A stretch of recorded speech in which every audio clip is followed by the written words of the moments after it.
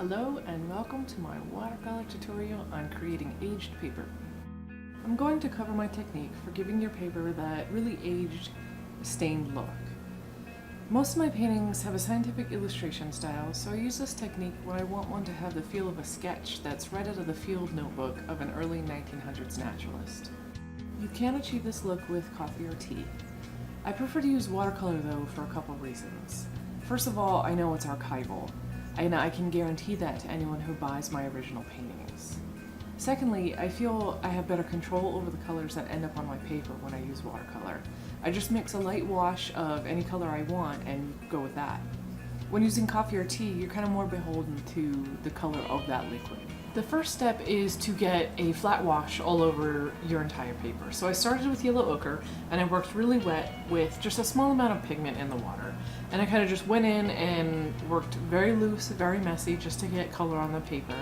And while the paper is still wet, I went in with paper towel and pulled a lot of it back out. I did this step multiple times. So I went in with a wash, erased some of it with a paper towel, went in again with the wash and erased some of that with a paper towel. This is an important part of the process because it goes a long way into giving you a random texture, which really helps make it look like that aged paper.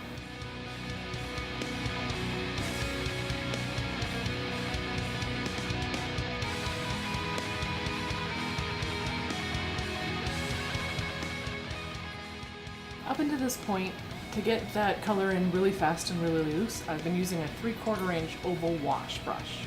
But here, once I really want to start focusing on darkening those edges, I'm using a size 5 round brush.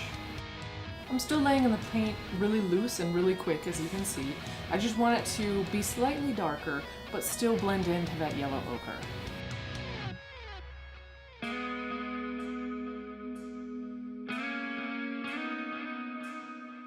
I do periodically flip the paper, one to make it easier on myself to reach different parts of the paper, but also to let that burnt sienna kind of drip in and do a lot of the blending work for me.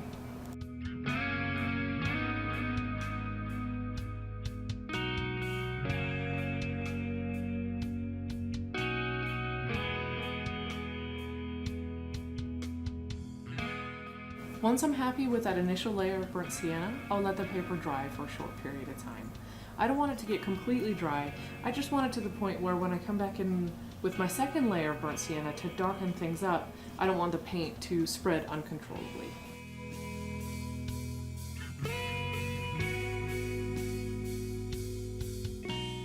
This whole technique relies on it being a push and pull with laying in color and bringing it back out. An important thing to keep in mind is you want to soften those edges of the dark colors that you lay in.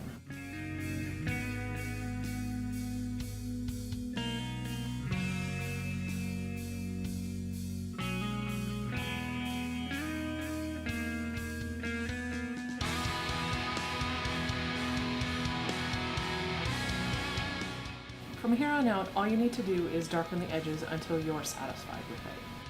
If I decide to do another layer of burnt sienna, I'll let the paper get mostly dry before I start another layer.